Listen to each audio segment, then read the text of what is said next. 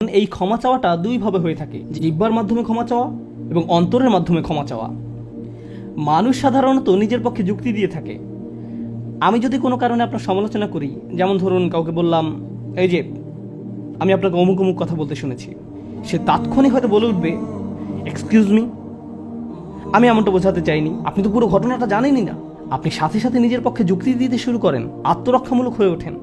বালিল ইনসানু আলা নাফসিহি বাসীরা ওয়ালাউ আলকা মাআযিরা। মানুষ নিজের সম্পর্কে সুধারণা পোষণ করে, তারা প্রচুর অজুহাত দেখায়। আপনি যদি আসলেই আল্লাহর ক্ষমা চান, আপনাকে নিরিবিলি একটা সময় খুঁজে পেতে হবে। যদি আরবিতে দোয়া করতে না পারেন, কোনো সমস্যা নেই, আপনি শুধু পাঞ্জাবি, বাংলা, বাহাসা বা উর্দু জানেন, কোনো ব্যাপার না। আপনি আপনার নিজস্ব ভাষাতেই আল্লাহর সাথে কথা বলুন, আন্তরিকতার সাথে আপনার অপরাধগুলো স্বীকার করুন, কোনো অজুহাত দেখাবেন না। এরকমটা করতে পারা আসলেই কঠিন, কারণ আয়নার সামনে দাঁড়িয়েও আমরা নিজের সাথে মিথ্যে কথা বলি, নিজেকে এভাবে প্রবোধ দেই, আমি আসলে অত খারাপ না, আমি যা যা করেছি তার কারণ আছে। যখন আপনি আল্লাহর সামনে দাঁড়াবেন, নিজের কাজের বৈধতা দেওয়ার কথা ভুলে যান। আল্লাহ জানেন আপনি কি অবস্থার মধ্যে দিয়ে যাচ্ছেন, তিনি জানেন এটা কঠিন সময় ছিল, তিনি জানেন অমুক অমুক বিষয় আপনাকে সম্পূর্ণ গ্রাস করে ফেলেছিল। ইয়া রব, আমি অনেক চাপের মধ্যে ছিলাম তাই মদ খেয়েছি।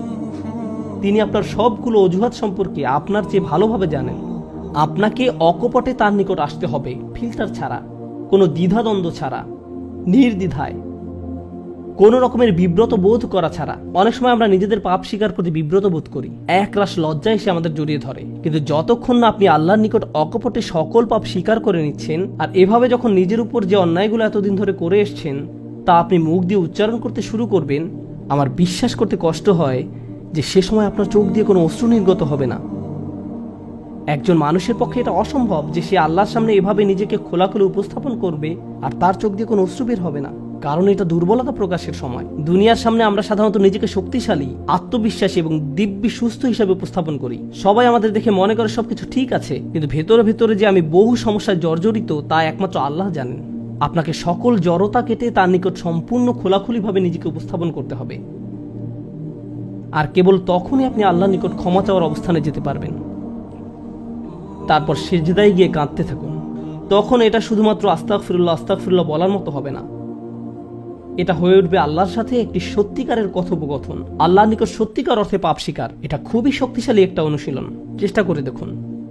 আপনাকে একটা নিরিবিলি সময় খুঁজে পেতে হবে। নিশ্চিত করুন যে কেউ আপনার কথা শুনছে না। আপনার স্ত্রী বিছানায় শুয়ে আছে, এমত অবস্থায় মাঝরাতে ঘুম থেকে উঠে এভাবে দোয়া করতে পারবেন না, ইয়া আল্লাহ আমাকে ক্ষমা করে দিন, কারণ আপনার স্ত্রী তো আপনার দোয়া শুনতে পাচ্ছে। এভাবে করাটা নিষিদ্ধ নয়, কিন্তু একা একা দোয়া করা আপনার জন্য ভালো হবে। মোট কথা, নির্জন কোনো জায়গা খুঁজে বের করুন যেখানে আপনি একান্তে আল্লাহর সাথে কথা বলতে পারবেন।